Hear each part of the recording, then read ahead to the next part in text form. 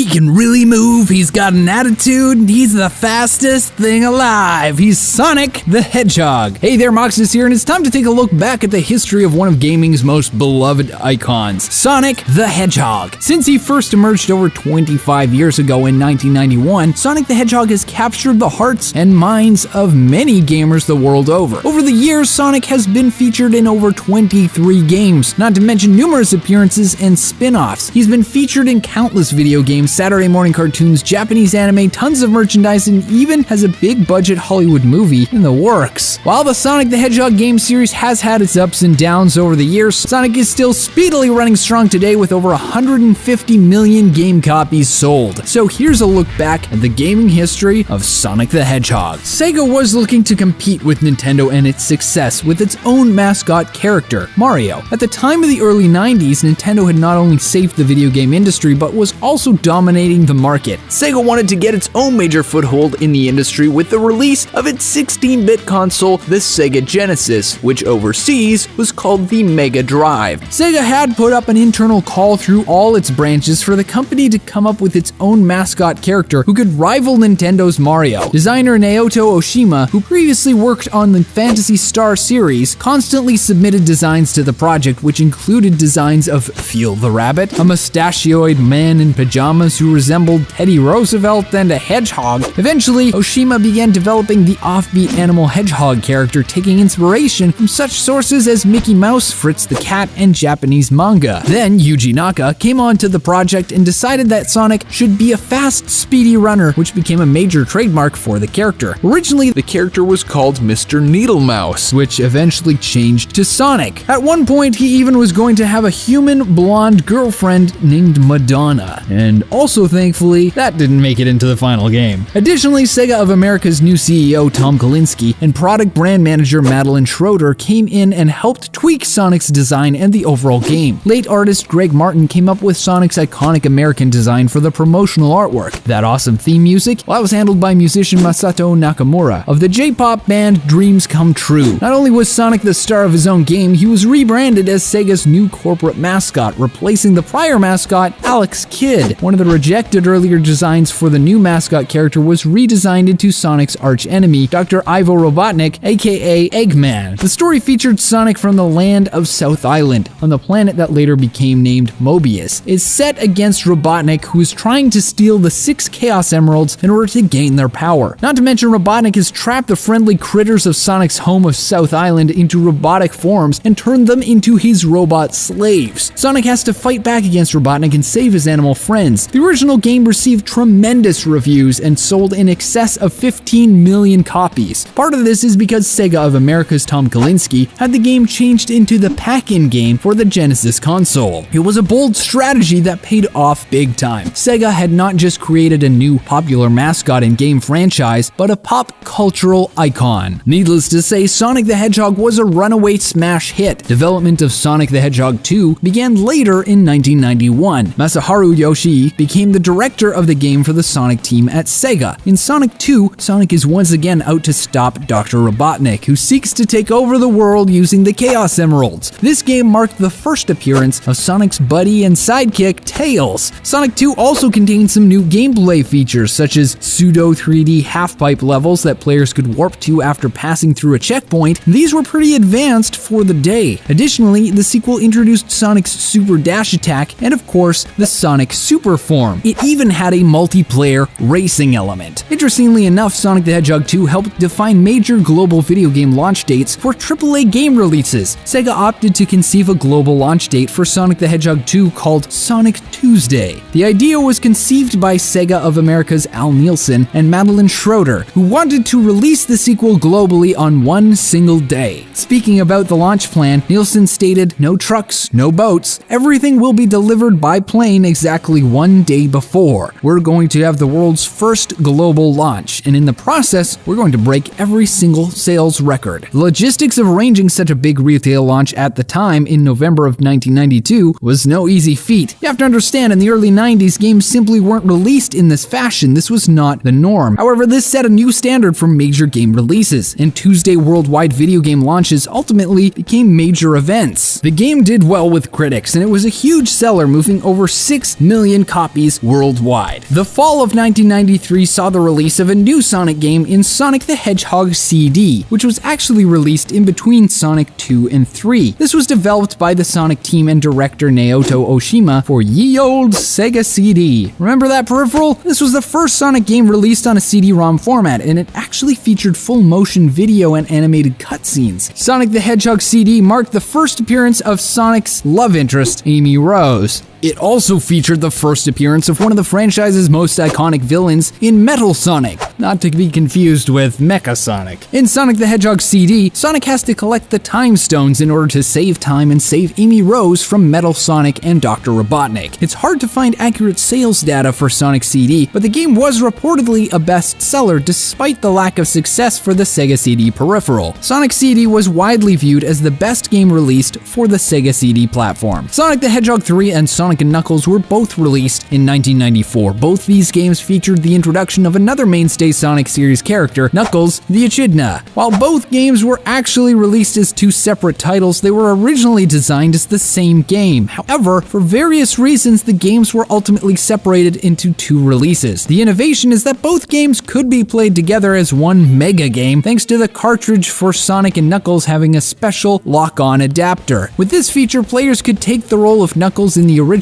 Sonic the Hedgehog 3 levels, or play as Tails or Sonic and Tails for the levels in Sonic and Knuckles. In Sonic 3, Robotnik is trying to steal the Master Emerald from Angel Island, which is home to Knuckles the Echidna. Knuckles is tricked by Robotnik into thinking Sonic is the real culprit. In Sonic 3, players could take the role of Sonic and Tails or play as both together. In the standard version of Sonic and Knuckles, players could only select either Sonic or Knuckles for the regular gameplay. Sonic the Hedgehog 3 only sold about 1 million copies worldwide, and that might seem low in comparison to its earlier predecessors, but that's because Sonic 1 and 2 were both sold as Genesis console pack-ins. The Genesis version of Sonic and Knuckles sold about 1.24 million copies worldwide. A main Sonic series game was actually never released for the Sega Saturn after Sonic and Knuckles released in 1994. Sonic Adventure was first released for the Sega Dreamcast console in Japan in December 98, before ultimately being released around the rest of the world in the fall of 1999. This marked a major shift for the franchise, introducing free-roaming 3D gameplay to the series for the first time. In this game, Dr. Eggman is back yet again. Sonic and his friends have to stop him from stealing the Chaos Emeralds and feeding them to a monster called the God of Destruction, who would destroy the world. The game was directed by Takashi Iizuka and produced by original Sonic the Hedgehog programmer Yuji Naka. One of the other more innovative features was how players could actually use Sega Dreamcast memory cards to play a unique minigame to incubate and raise little pet creatures. Bringing Sonic into the 3D realm ultimately paid off for this game. It was critically well received, and it sold over 2.5 million copies. While the Sega Dreamcast ultimately saw the end of Sega in the console game, Sonic Adventure was one of the rare best-selling titles for the Dreamcast. Sonic Adventure 2 launched for the Sega Dreamcast in June 2001. The game featured two separate story campaigns and up to 6 playable characters. In one campaign, players could play as the bright heroes Sonic, Tails, and Knuckles. In others, they could play as dark characters such as Eggman, Rouge the Bat, and his first Sonic franchise appearance, the all-time great anti-hero Shadow the Hedgehog. The Dreamcast version was well received by critics, and despite the decline of the console, it still sold 1.44 million copies. However, Sonic Adventure 2 represented a major shift for the Blue Blur and Sega as a company. Due to declining sales of the Dreamcast, Sega discontinued production of the console. In March 2001, Sega rocked the industry by announcing that the company would go through a restructuring as a third-party developer that was platform agnostic. It was the end of an era for Sonic games and Sega hardware, but it marked the start of a new one. Later in 2001, Sonic Adventure 2 was re-released as Sonic Adventure 2 Battle for the Nintendo GameCube. That's right, for the first time, the Sega mascot and icon had a game on a console or its longtime competitor. The GameCube port featured some upgrades and new features.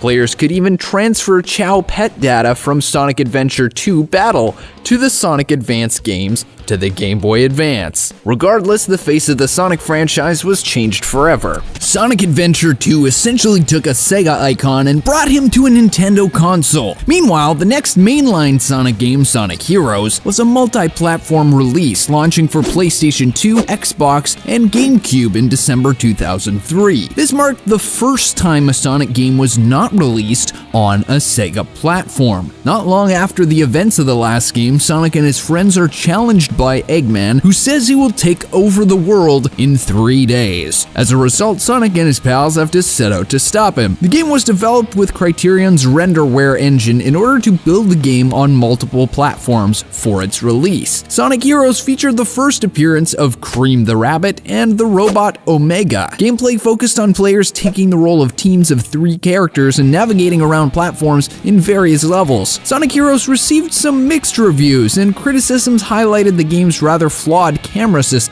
and weak voice acting. The game reportedly did well financially and was a strong seller. Oh boy, here we go. The Sonic team tried to revamp the Sonic franchise in a big way in 2006 with the simply titled Sonic the Hedgehog. However, what was meant to be a new beginning for the Blue Blur turned out to be a major disaster for fans. The Sonic the Hedgehog game is generally regarded as an abomination by longtime fans, and it's one of the most hated Sonic games of all time. The rather confusing plot featured Sonic the Hedgehog having an interspecies romance with a human female named Princess Elise. Players could take the role of Sonic, Silver, or Shadow. Other segments allowed players to take control of friend characters such as Tails, Knuckles, Omega, Amy, or Blaze. The game featured 3D hub worlds where players could speak with and interact with townspeople, but this gameplay was nothing to write home about. Sonic 2006 received a great deal of criticism for its poor and confusing narrative, broken gameplay, and awful controls. There, we talked about it, Sonic 2006. Now, may we never speak of it again, except that part where Sonic gets kissed to life by Elise. Okay, that's the last time we speak of it, promise. In 2011, Sonic the Hedgehog celebrated his 20th anniversary. It made perfect sense that he got a new game release. That was marked in 2011 by Sonic Generations, which was released for the PlayStation 3, Xbox 360, Windows PC, and Nintendo 3DS in November of 2011. Sonic team designer Hiroshi Miyamoto directed the PC and console versions of the game, and Tetsu Kitano oversaw the 3DS version. The game featured a time-bending plot where the modern versions of Sonic and Tails meet their classic iconic versions. The heroes have been scattered across time due to the machinations of the villain called the Time Eater. Together, the classic and modern Sonics have to team up to stop the Time Eater. The game featured a mashup of classic 2D Sonic the Hedgehog platform gameplay and more modern Sonic 3D gameplay. The modern Sonic sections had a 3D perspective, and the classic Sonic levels had the classic 2D platform style. After some disappointments, Sonic Generations was the shot in the arm that the franchise really needed. Sonic Generations received overall positive reviews and has sold over 4 million copies worldwide. Sonic the Hedgehog 4 Episode 1 was first launched in October 10th as a multi-platform digital-only release for PlayStation 3, Xbox 360, Nintendo Wii, and iOS. Sonic the Hedgehog 4 was a throwback to the classic gameplay of the earlier games of the 90s, with strict 2D platform action-adventure mechanics. The storyline continued after the events of Sonic and Knuckles. It's your basic stock Sonic the Hedgehog plot. Eggman's causing trouble again, and Sonic has to stop him. It was directly followed up by its sequel, Sonic the Hedgehog 4 Episode 2, continuing the story from where Episode 1 left off. This time, Metal Sonic was back from Sonic CD. He's repaired by Eggman, so Sonic and Tails both have to team up to stop them. Tails was back to play again, and players who owned both episodes for Sonic the Hedgehog 4 on the same system could unlock the episode Metal, which revealed how Metal Sonic survived from Sonic CD, and then actually play as Metal Sonic as well. Despite the return of the classic gameplay, overall views on Sonic the Hedgehog 4 are fairly mixed to positive. It seems despite the throwback style, many didn't see it as capturing the magic of the earlier mainline Sonic games of the 90s. The Sonic team was back for another console release with Sonic Lost World, which was released for the Wii U, Nintendo 3DS, and PC in the fall of 2013. The game featured a mix of both 2D side-scrolling platform levels along with fully 3D levels. The 3D levels had spherical and cylindrical shapes that were reminiscent of Super Mario Galaxy. In this tale, Sonic the Hedgehog and Tails team up with Eggman to stop the Deadly Six menacing baddies of the Lost Hex, who are led by Zavok. This game focused a lot more on Sonic's parkour mechanics and gameplay that allowed players to control the level of Sonic's speed. He also had new homing and kick attacks. Reviews for Sonic Lost World were fairly mixed, and it only sold about 710,000 copies for the Wii U version. And so we reach what is considered to be another major blight on the Sonic series by the Blue Blur's fandom with Sonic Boom: Rise of Lyric, which hit the Wii U console in the fall of 2014. Sonic Boom was a pretty major departure from what fans were used to for the Sonic the Hedgehog franchise, and that was not necessarily for the better. In 2014, Sega launched a whole Sonic Boom transmedia franchise, which included a new animated series on Cartoon Network, new games, new merchandise, and even a comic series published by Archie Comics. Rise of Lyric was not even truly developed by Sonic Team. Sega actually outsourced the development to the Los Angeles-based game studio Big Red Button in order to help widen the game's appeal to a Western audience. Sonic Boom featured a style that was very different than most Sonic games, focusing on combat and exploration. It was no longer about Sonic's insane speed and blasting through stages. The game's director, Bob Raffay, previously worked on such titles as Crash Bandicoot and the Jak and Daxter series, which are great games, but it's a style that didn't gel very well with Sonic the Hedgehog and its fans. Rise of Lyric was trashed by critics and fans alike, who were highly critical of the numerous bugs and game-breaking glitches. The game only sold a reported 620,000 copies by May 2015. Needless to say, fans forced to endure the doldrums of Sonic 2006 were less than enthusiastic. Thankfully, this is not the end for our icon, and his tale does not end here. Sonic returns to his classic 2D side-scrolling platform roots with next year's Sonic Mania, which is due to arrive on PlayStation 4, Xbox One, and PC in May 2017. The game will feature sprite-based graphics evocative of the earlier games of the 90s, and it will include updated remixed levels from the classic games, including the iconic Green Hill Zone. Sonic, Tails, and Knuckles will be playable characters in the game, which is being developed by Headcanon and Pagoda West Games. So far, early work on the game looks promising, and in my personal experience playing it at PAX West, this is definitely a return to form for Sonic. Even if this isn't the greatest Sonic game ever, at least it appears to be a fun, retro, nostalgic throwback to the classic gameplay that brought Sonic into stardom in the first place. Sega is currently developing a new big Sonic title which goes by the codename of Project Sonic 2017. An early CG cinematic trailer debuted at Sonic's 25th anniversary party and has been announced for a holiday 2017 release for the PlayStation 4, Xbox One, Windows PC, and the new Nintendo console, the Nintendo Switch. The Sonic team appears to be taking back the reins here, so hopefully that will produce a game more in line with what fans expect from the franchise. Will this be a more modern return to form that Sonic fans so desperately want? Well, that ultimately remains to be seen. Elsewhere, Sony Pictures is currently developing a planned live-action and CG animated theatrical feature for the franchise. The Hollywood Reporter revealed that Deadpool director Tim Miller recently signed onto the project as an executive producer, and Miller's Blur studio collaborator Jeff Fowler is attached to direct. Whether this film actually will see the light of day, who knows, but hopefully if it does happen, it turns out better than Warcraft. Earlier this year, Sonic the Hedgehog once again etched his name in history after being inducted into the World Video Game Hall of Fame at the Strong National Museum of Play. Sonic was inducted with class of 2016 titles alongside The Oregon Trail, Grand Theft Auto 3, The Legend of Zelda, The Sims, and Space Invaders. Considering Sonic the Hedgehog's popularity, the character has appeared in over 65 games over the course of the character's lifetime, and that includes his first appearance as a rear-view mirror ornament in the 1991 arcade racing game Rad Mobile, which was actually released before the first Sonic the Hedgehog game. There have been many ports of Sonic to other consoles, including portables such as the Sega Game Gear and even the Sega Master System. Sonic's many other ports, remakes, collections, compilations, and appearances are really too numerous to mention, but there are some others worth pointing out. Some examples are Sonic Spinball for the Genesis and the isometric arcade platform game Sega Sonic the Hedgehog, released in 1993. This game features featured one of Sonic's earlier prototype designs as an armadillo who was reformatted into the new character Mighty the Armadillo. Sonic has even had a number of kart-style racing games over the years, starting with the Japan-only release of Sonic Drift for the Game Gear in 1994. There have been 12 racing-themed Sonic video games over the years, including Sonic Rivals, Sonic and Sega All-Stars Racing, and Sonic Freeriders. Tails has even been the star of his own spin-off games. In 2005, Sega published Shadow the Hedgehog, a spin-off starring the #1 Sonic anti-hero Shadow for PlayStation 2, Xbox, and GameCube. Shadow received mixed reviews, but it still did fairly well financially. However, 2007 was marked by another major milestone in the character's history with Mario and Sonic at the Olympic Games, which was released for the Wii and DS in November of that year. It was almost mind-boggling. Sega's Sonic the Hedgehog and Nintendo's Mario both appearing together in a game together. It was essentially a crossover sports and party-themed game, but it would eventually build the bridge to another fantastic crossover appearance in 2008's Super Smash Bros. Brawl for the Wii. This marked the first installment of the Smash Bros. Franchise to feature appearances of iconic third-party characters rather than just Nintendo-branded characters only. This included appearances by Solid Snake of the Metal Gear Solid franchise and also Sega's Sonic the Hedgehog, which was pretty insanely awesome. He returned to Smash Bros. Yet again for the Wii U in 2014, and he even got his own amiibo figure. The last Sonic game released was Sonic Boom Fire and Ice in October 2016 for the Nintendo 3DS. While Sonic the Hedgehog has been through some rough times in the past 5 years, he's still running fast ahead at 3,000 miles per hour. He celebrated his 25th anniversary this year and remains the face of the Sega brand. No one can take away from Sonic the Hedgehog being a trailblazing figure. Sonic even marked the first time that a character from a video game received a balloon for the Macy's Thanksgiving Day Parade. For many fans, Sonic the Hedgehog is a character who embodied Generation X and the attitude of the 90s. The sales of Sonic helped make Sega a major player in the console wars, enabling Sega to gain significant control of the market share of the industry away from Nintendo. While his game's spin-offs or ancillary properties may not always be great, one thing remains for sure: Sonic is still running ahead toward the future in the fight for justice against the forces of evil, because he's the fastest thing alive. If you also love Sonic the Hedgehog, we'd love to hear your thoughts on this video in the comments section down below, and if you enjoyed this video, remember to hit that like button and make sure to subscribe to TGN. I'm Moxness, and I'll see you next time.